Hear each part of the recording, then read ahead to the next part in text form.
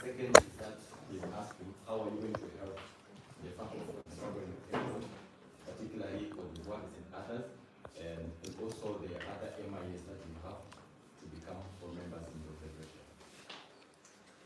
Anything missing? Mentions regard to the soccer. Okay, thank you for your question. First of all, Senegal is not struggling. We are applying for full membership this year. For that? To reply to this question, we just follow also how when you send your nomination form. So Ella is supposed to go first, then you can.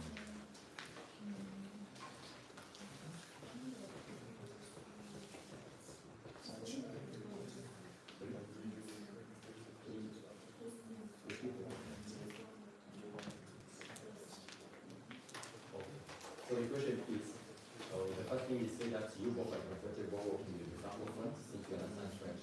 And the question is, how are you going to help travel a member organization from the Francophone class? And also how are you going to make the MIA that you have become full members in the federation?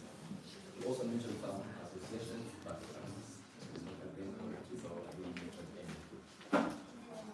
Thank you, eligible friends and chairperson. So the first thing is that for the, let's say for those who are not yet part of IPSF, especially from the basic regions, we have to start with our projects promoting IPSF to them. They have to see the need to join IPSF, and that is why as RPO, I did my best to ensure that all the activities we carry out is in French and English, so that if, for example, they ever come across an IPSF post or something, they can be able to relate with it. We are also and we also assist them, especially if we meet an MIA that has not yet if we meet an MIA that, for example, is yet to maybe organize its happy constitution or anything. We are going to assist them every step of the way to ensure that the application will be able to apply successfully. Okay, thank you for your question. And so, to assist potential MIAs, I am not a fluent French speaker, but with the use of translators and some basic French, I'm able to communicate efficiently with them. At TEP Church, during my mandates, did not have an association, it was a club.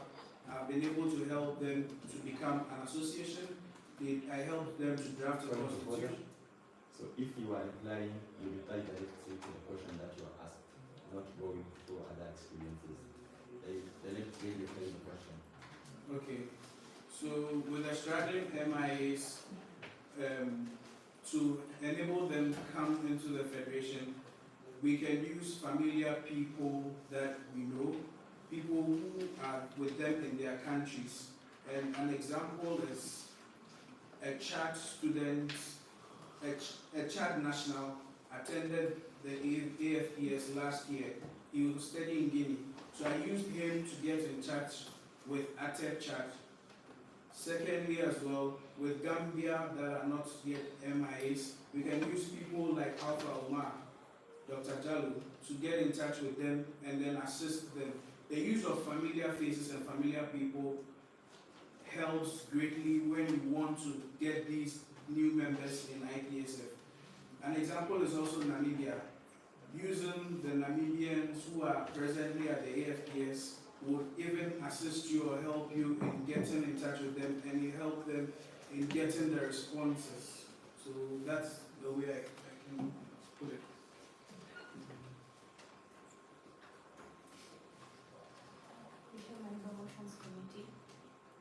Michelle Mayuba Motions Committee. I'd like to request the chair that the responses have to be timed based on a specific time that the floor could suggest, so as to be able to be efficient in this. I suggest that we can give them limit to 2 minutes to reply to the question. Is 2 minutes okay? And next your motion cards. Green if you want, if you're okay with 2 minutes, red if you're not okay with 2 minutes.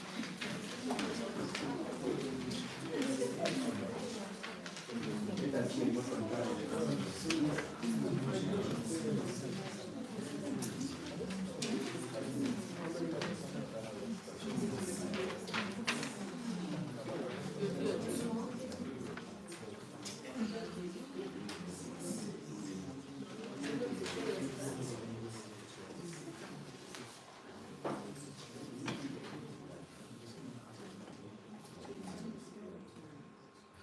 So the majority voted against it. So how many minutes do you suggest? 1 minute. Yes. Proposed by seconder by BC. Okay, so let's see your motion card. 1 minute. Green. You are against it? Yeah.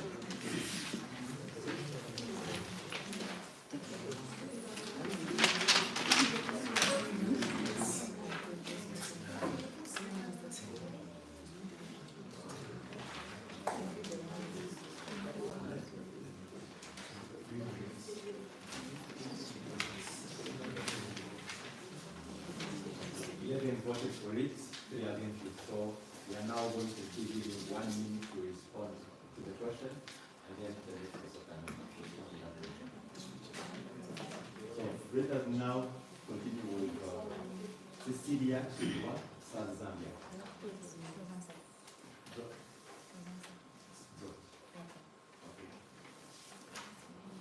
Please, what? From Samuel, Liberia. Yeah, I'm Chris, from Liberia. So thank you for the presentation. It was clear, square and clear. Thank you so much. So the question goes to the two of you. So how do you actually intend as a chairperson to keep the membership intact and also improve membership engagement, members' engagement in our association? Scrutineers, can you help us counting with the countdown? Run. For the question, no candidate. So the first way that will increase member engagement, we are going to use both a member-centered and non-member-centered approach. Why member-centered approach? Because we have our members have different realities, so we are not going to engage them in a similar way. Talking about a non-member-centered approach, we are going to prioritize first to ensure that we have a very diversified subcommittees, because when I went through data from the past 5 years in projects, we realized that there's a positive correlation between increased member engagement and increased positive correlation between increased member engagement and with members of those countries being the subcommittee. And I experienced it myself this mandate, what kind of participation from countries that were part of my team, because I told them from the start that their KPIs are going to be evaluated by how many people from their specific MOs participate in our activities. So I work my out of bid to ensure that every single member of every MO is represented in the IPSF team. We're also going to create a shareable Google calendar where we're going to share to all IPSF members so that they can integrate it into their Google calendars automatically. So we have an activity and the RPO just update the calendar. They are able to be notified of our activities even without them being connected to the internet. Thank you very much for the question. So active WhatsApp MO chats groups will be used. Also RWG in adjoining countries or active subcommittee members in adjoining countries that are inactive or MOs that are inactive will be tasked to engage them and then task them to visit those countries to engage with their members to find out the reasons why they are not active. They will go with pictures and all that to our evidence from our projects and activities that we've been organizing to encourage them to be a part of it and stay active and stay connected as well. It's another thing that we also want to look at. And also in the one-on-one MO tours that we'll be organizing, we will let them know and set them as KPIs for them with the institution of even the member organization of the month. This is also going to help them know that there is something at stake and everyone will want those bragging rights to even source out sponsors or partners for their activities or continued participation in activities. And so these are certain things that I'm looking at using to ensure that our members are active. Thank you.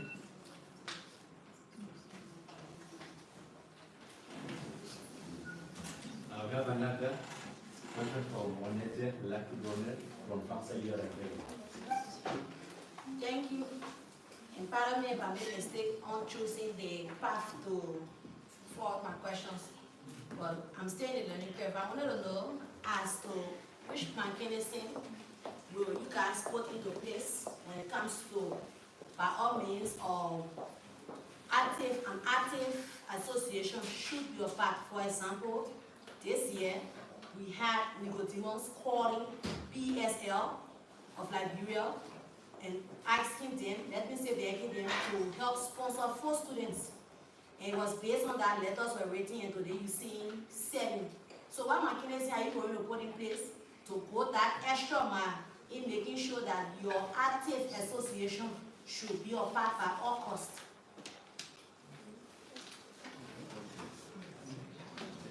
I don't know exactly that's the question. So regarding that question, we are going to work so that at least in the next AFPS we have not just 13 MO students in all, but all the 23 member organization IPSL. How are we to do it?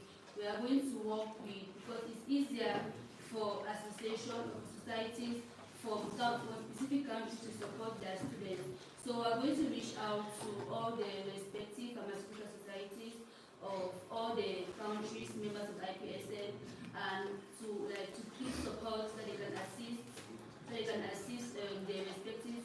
the respective students, and also follow up on that, to have meetings with them, because it's not just only our efforts, it also needs that the students themselves should also be willing and also be willing to attend these meetings and all. So we're going to go through the respective pharmaceutical student association and other professional pharmacy bodies in their respective countries, because that is actually the best bet for them to stand a chance at sponsorship.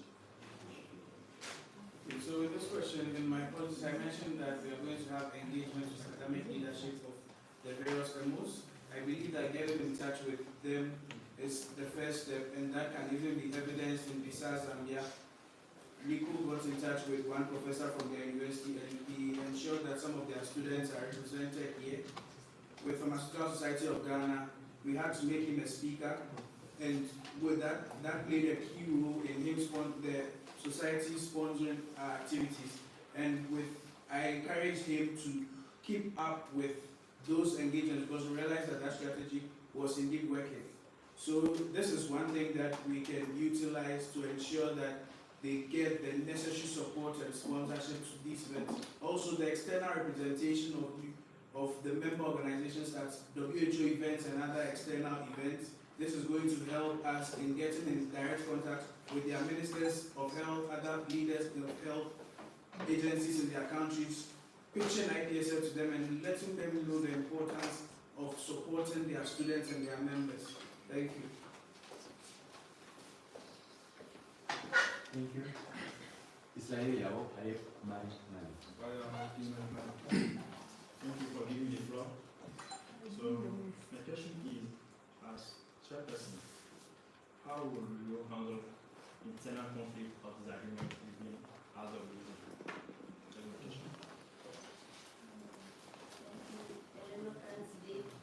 So the first, if I'm faced with the conflict with the other region, it depends on the type of conflict. But more generally, if two other region members are conflicting, I'm going to reach out to them personally to try to understand the situation, to try to get their point of view, because sometimes both of them might be right, but they are just seeing things from a different angle, and that brings about conflict. So I'll reach out to them individually, we talk, we try to set up a common ground, and possible organize a meeting with those concerned so that we speak and stretch it out, because all our roles are interconnected to the RWG, and if one person may be due to conflict is not working as normal, it might affect the other office.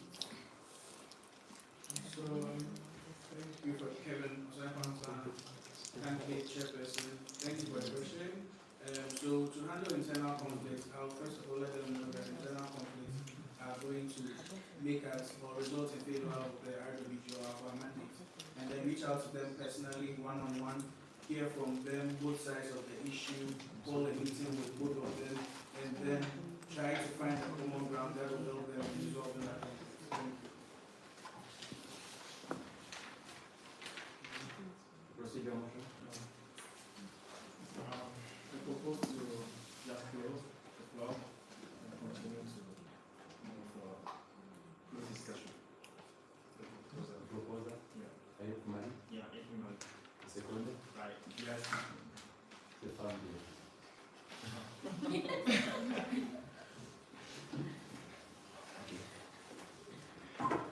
So, we can now then proceed with the closed discussion. I will ask the engineer to instruct them both outside the working